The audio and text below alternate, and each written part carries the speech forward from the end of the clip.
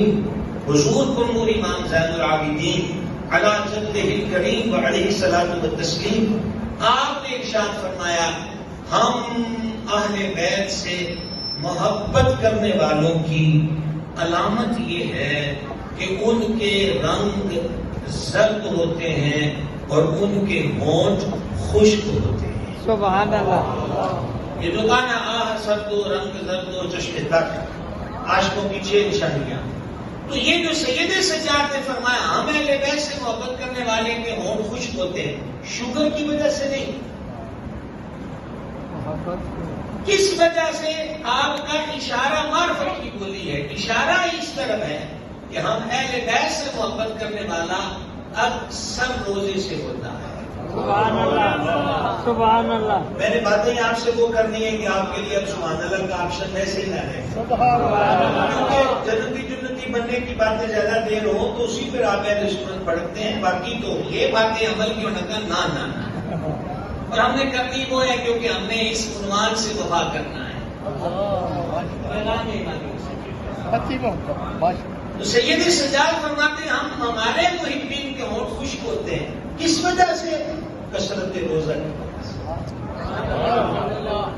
اور میں محب اہل بیت ہو کے نفلی روزے تو رکھنے کی دور کی بات، ایام بیت کے اور پیر جمعرات کا روزہ تو رکھنے کی دور کی بات ہے، ماہ رمضان کے فرض روزے بھی چھوڑوں اور دونوں ہاتھ اٹھا کر میں چھت تک بھی لے جاؤں کہ مجھے ان سے محبت ہے، تو پھر میں اپنے دعوے میں کہاں تک سچا ہوں؟ نعرہ تکبیر۔ بڑی مہربانی، کہاں تک اس دعوے میں میں سچا ہوں، یہ مجھے غور کرنا چاہیے۔ ہم بڑے بڑے موقعوں کو ضائع کرتے ہیں،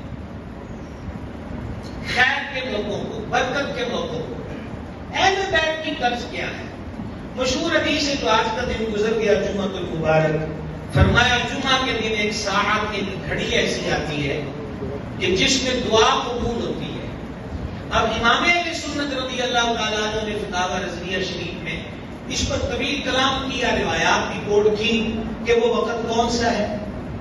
ایک یہ کہ جب خطیب منبر پر آ جائے وہ وقت اس وقت شروع ہو جاتا ہے، ایک یہ کہ دونوں خطبوں کے درمیان وہ ٹائم ہے، اور تیسرا وقت کون سا ہے اس کے لیے اعلیٰ حضرت ایک روایت لکھی، آپ بھی سنیں۔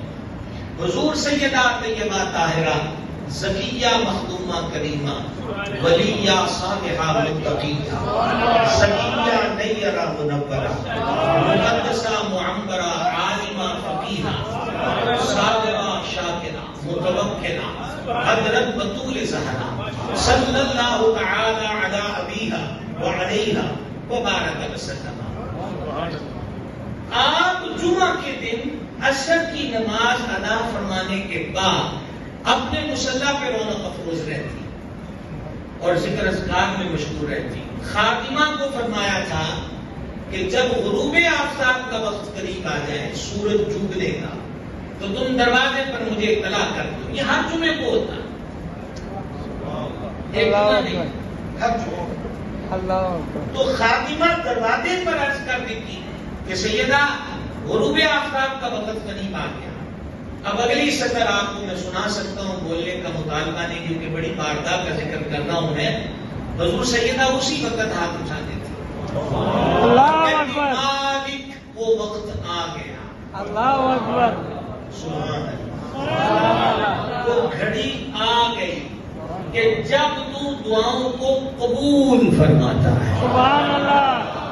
اس سے معلوم ہوا کہ وہ وقت عصر کا مغرب ہے جمعہ کے دن، جب دعائیں قبول ہوتی ہیں۔ بیٹا آپ بیٹھ جائیں، میرا خیال شاید آپ نے کوئی بھی بات